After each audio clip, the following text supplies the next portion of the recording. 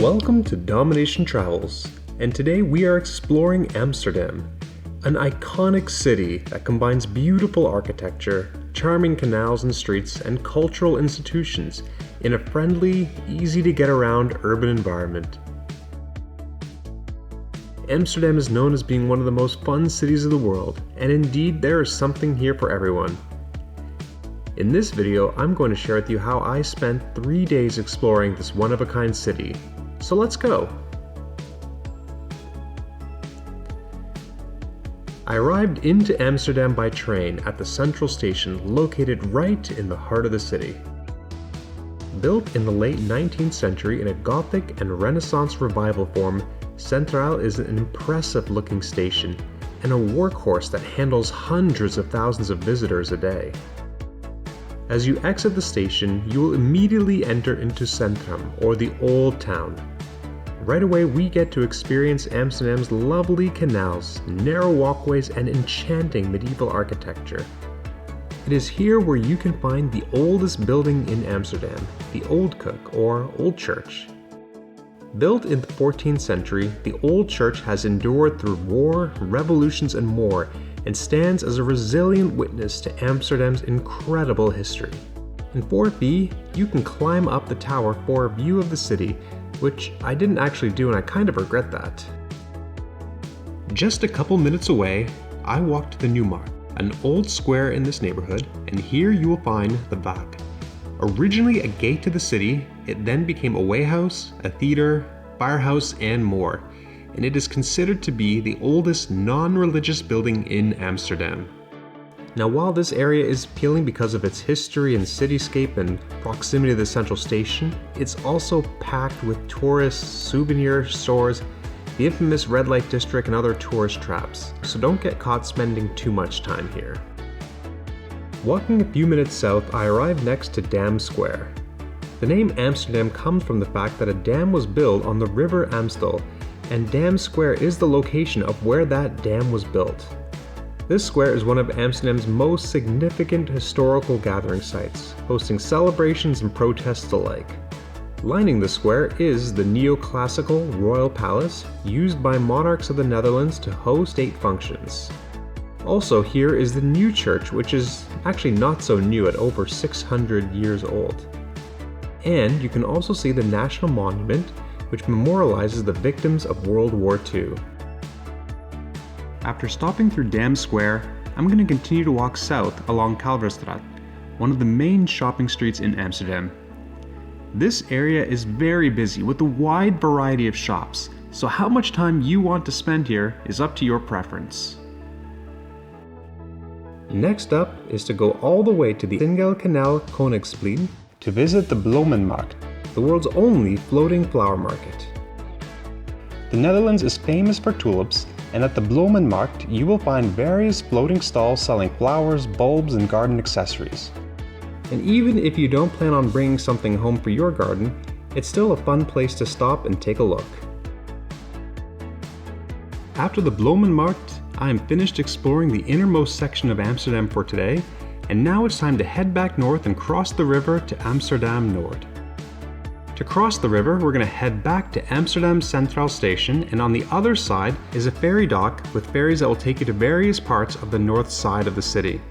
While on the ferry, you can actually get a great view of the city, and the best part is that the ride is free. And I'm going to be visiting two parts on the north side of Amsterdam. First, I'm going to take a 15-minute ferry ride to NDSM. This is an area that used to be an industrial shipyard and has been converted into a new district that has art installations, restaurants, and bars, and hosts various events and festivals throughout the year. It's an interesting area to walk through as some of the industrial history has been left behind, and though it was a bit on the quiet side when I visited, it would be interesting to see what this area is like when an event is taking place. After taking the ferry back to Amsterdam Centraal, and then hopping on a second, much shorter ferry ride to visit the Adam Lookout Tower, one of the tallest lookout points in the city. Before heading up the tower, you can take a look at the I Film Museum, a building that shows off Amsterdam's modern flair. And now it's time to go to the top of the Adam. Here you are greeted with a breathtaking 360 panoramic view of Amsterdam. And if you are up for it, you can also take a ride on the highest swing in Europe. Or you can also get some great views from the bar area, which is one level lower. Since I'm a bit hungry and thirsty, I'm going to grab a beer and some bitten balls as a snack while I enjoy watching the sunset on my first day in Amsterdam.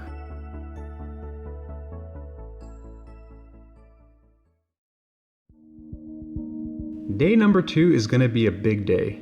I'm going to be exploring more of the city as well as visiting a couple of Amsterdam's most notable museums. To start, I'm going to briefly pass through Rembrandt Square. It started off as a dairy and chicken market, but it got its name once a statue of Rembrandt was moved here in 1876. Today the square is filled with hotels, bars, and clubs and gets pretty busy, especially at nighttime.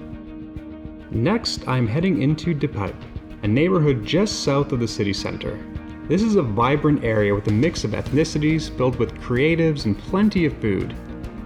And it all comes together at the famous Albert Koopmarkt street market, the busiest street market in the Netherlands. The market runs all along Albert Koopstraat for several blocks and is very long, lined with stalls selling everything from food to fabrics, which makes it a really neat area to explore. After walking around for a bit, it's time to grab some food. First up, let's try some herring. Herring is a traditional fish dish enjoyed by the Dutch for centuries, and it can be found everywhere in the Netherlands. And so I was able to easily get some from one of the vendors at the market. Herring is a fatty fish which gives off plenty of flavor, and the sandwich topped with the pickle and onion perfectly complements it. To follow up the savory herring, it's time for something sweet. And for dessert, it's time for another famous Dutch treat, the stroopwafel. Rudy's Original Stroopwafels is one of the most well-known places to get this classic snack. It's a family-run operation since 1978, and the sons running the stand were friendly and humorous. I went with the version dipped in chocolate, and I've eaten imported stroopwafels at home, but having a freshly made one was something else. Next up, it is time to visit the Rijksmuseum, the National Museum of the Netherlands. The building was designed by Pierre Cuypers, who also designed the train station. And inside, the Rijksmuseum is home to some of the most important art and historical treasures of the Netherlands. To enter, you will need to buy a ticket online, which I forgot to do, but I was able to easily get a ticket while waiting in line. There are many beautiful works to visit here, but perhaps what the museum is most well known for is its collections of paintings from Dutch masters of the Golden Age. And while Rembrandt's masterpiece, The Night Watch, is the grand centerpiece of the museum, with its striking use of lighting over a sheer size, there's still many other works of his and his contemporaries that will take your breath away. The Rijksmuseum is large enough to feel like a worthwhile visit without being too large that it becomes overwhelming, making it a great museum to visit. Walking through Amsterdam and taking trams and subways has been a really enjoyable way to take in the city. But now it's time to travel through her famous canals, the lifeline of the inner city. There are many different options for exploring the canals, including renting your own boat, but I'm going to keep it simple and jump in on a tour with an open roof boat run by Flagship Amsterdam. The tour was 1 hour long, and it was really neat to see the city from the water. The guides were also very informative and did a great job of sharing insights into Amsterdam and the city's one-of-a-kind relationship with the waters of the canals and rivers. Yeah, it's touristy, but it was still worthwhile doing. The canal tour I selected departed and returned in De Nijnstraat's neighborhood. This area, along with the Jordaan neighborhood next door, are the quintessential Amsterdam neighborhoods that you've probably seen in postcards and movies. Here you'll find more canals, charming narrow streets, and these neighborhoods are filled with all kinds of independent shops, cafes, restaurants, bars, galleries, and so much more. While I was strolling around, I made sure to stop into a cheese shop and buy some Gouda, which happens to be one of my favorite cheeses. And I also grabbed an ice cream from Monte Pelmo. They have a nice arrangement of flavors, and I went with the blood orange and lime, and they were both perfect for the sunny weather. But in addition to all the shops and foods, The 9 Straits and the Jordaan also boast well-preserved 17th century architecture, complemented by unique personal touches from businesses and residents. And when you put it all together, you just get one of the most enjoyable places imaginable to stroll around and take pictures. So give yourself plenty of time to enjoy these neighborhoods. For a snack, I'm gonna go grab some fries, and though fries were not invented in the Netherlands, there's still plenty of great options for fries here. I'm gonna stop in at Fabel Frites. Fries they make here were just delicious. They're perfectly prepared, thick cut and crispy on the outside, soft on the inside, and plenty of exciting mayo options to choose from as a dip. I was this close to getting a second portion. So day 2 has been a lot of fun and very fast paced with lots of exploring, but now it's time to change the pace a little bit and take in a more somber, yet incredibly moving and important experience that you'll find in the city, and that is the Anne Frank House. Now you are not allowed to record at all inside the museum, so apologies for the lack of footage, but take my word for it, this museum was worth visiting. The Anne Frank House will take you through the actual secret annex where Anne and her family were forced to hide away from Nazis and their collaborators simply because they were Jewish. Sadly, Anne and her family were eventually caught, and all but her father died in the concentration camps. But as you move through room to room, you get a glimpse of what their life was like hiding, and how difficult it must have been. But learning about who Anne was, her family, and those who tried to help them through these dark times, the museum does shine a light on their courage and love, which I found was important to take away from this experience as well. After visiting the Anne Frank house and with the sun setting, it's time to enjoy a quiet evening walk through the neighborhood once again and just reflect on this experience and as well as some of the bigger questions of life before calling it a wrap on a memorable day.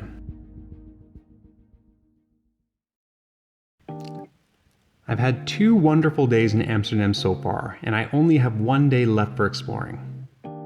While visiting Amsterdam, to save some money, I stayed at a bed and breakfast in Harlem, a smaller city about 20 minutes away by train. Harlem is an incredibly beautiful city filled with cafes, museums, and galleries of all types. And at the center of the city is its famous square, the Grootmarkt, featuring the beautiful Groot Church.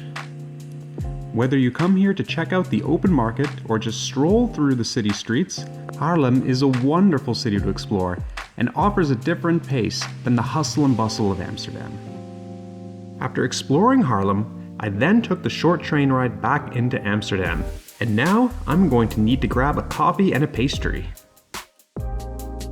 And I came across Oslo, a Nordic-style cafe, and I thought I would check it out. The cafe latte they made was delicious, and I couldn't resist a freshly made cardamom bun, which just tasted amazing. Afterwards, I stumbled by the Amsterdam Cheese Museum, which I couldn't help but go inside. Now it's really more of a shop, but down the basement they do have a section that has some antique tools for making cheese as well as other information, and it was fun to pop through as well as sample some cheese. Now I've explored Amsterdam by foot, transit, and canal, and all that's left to do is explore it by bike. Amsterdam is world famous as a biker's paradise, and it is estimated that 75% of residents use a bike on a daily basis for getting around the city. And this is all thanks to an impressive networks of bike lanes and paths that make biking fast and safe. There are tons of places that you can rent a bike from, and today I'm going to go with Bike City. They had a lot of great bikes to choose from, and the staff was really friendly and had some great tips. After checking out my bike, I biked around the city for an hour or so just to enjoy the ride and to experience the city like the locals. Thanks to the dedicated protected bike lanes and signaling system, it felt so comfortable and safe to bike around. And since I already had a bike, now it's time to use my bike for the rest of the day and visit the next stops on my itinerary. So first, I'm biking to the vibrant neighborhood of Oud-West to check out a trendy market and food hall, the De Hellen Market. A former train depot, De Hellen now houses all kinds of unique shops, a craft market, an art house cinema, as well as an excellent food market. The food hall here features over 20 different vendors serving delicious foods from all types of nationalities.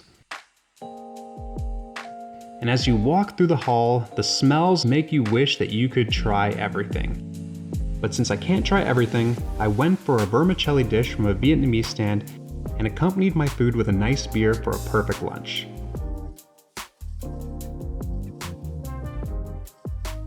Not too far from De Helen is our next stop, Vondelpark. Opened in 1865, Vondelpark is a wonderful large public park filled with walking paths, fields, ponds, flower gardens, and even a Van Gogh sculpture. Having a bike to visit the park is great because you can easily check out a lot of the park in no time. But don't forget to also hop off the bike to find a bench, a field, just to unwind and to enjoy some nice nature in the city. After spending quite some time at the park, it's time to hop back on the bike and continue riding through Amsterdam, including taking a bike path that will go right through the Rijksmuseum. After all that biking, it's time for another ice cream, and this time I'm going to Ice Scoopy, which has several locations throughout the city. They have so many flavors that I wish I could try, but I'm gonna go with an apple caramel crumble and cinnamon flavor. Now another thing the Netherlands is famous for is their windmills. And while windmills are more common in the countryside, there's still a couple that you can easily get to within Amsterdam. And one of the closer ones that you can visit is De Molen in Amsterdam Oost, which happens to be the largest wooden windmill in the whole of the Netherlands. Formerly used as a flour mill, it is now decommissioned and flanked by a brewery, which makes for a pretty fun combination. The brewery was really lively at dinner time with plenty of outdoor and indoor space. So I made my way in, grabbed a beer, and a platter of sausages and cheese to go with it. After my beer and dinner, it was time to head back into the city center to drop off my bike and spend my last evening in Amsterdam to enjoy just one more casual walk along the canals and just soak in the city one more time before saying goodbye. Amsterdam was such a fascinating city to explore for these 3 days, and I can't wait to come back again sometime soon and see more. If you've been to Amsterdam, share your favorite part of the city in the comments below. And if you are planning to go, let us know what you're most excited to see. Thank you for watching, please give us a like, and until next time, tot ziens!